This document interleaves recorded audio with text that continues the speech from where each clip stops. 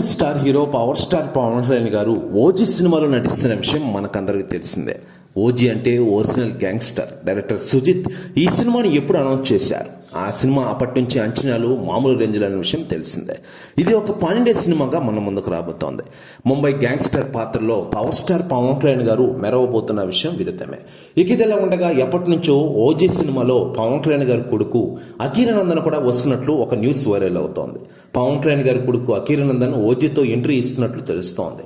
పవన్ కళ్యాణ్ గారు deputy CM అయిన దగ్గర నుంచి పవన్ కళ్యాణ్ గారితో పాటు కొన్ని ఈవెంట్స్లో కనిపించిన అఖీరా ఇప్పుడు ఏకంగా సినిమాలోకి ఎంట్రీ ఇస్తున్నట్లు టాక్ నడుస్తోంది. అది కూడా పవన్ కళ్యాణ్ గారి మోస్ట్ అవైటింగ్ మూవీ ఓజీలు అనగానే ఫ్యాన్స్ ఎక్సైట్ అవుతున్నారు.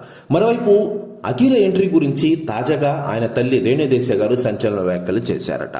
ఆమె మాట్లాడుతూ, అఖీరానందన్ సినిమా ఎంట్రీ అనేది ఎప్పుడు ఉంటుందో ఎవరికి తెలియదు, కానీ ప్రేక్షకులు ఏదో ఊహించుకుని ఓజీ సినిమాలో అఖీరా ఉంటున్నారని అంటున్నారు. కానీ కాలమే సమాధానం చెప్పాలి దానికి.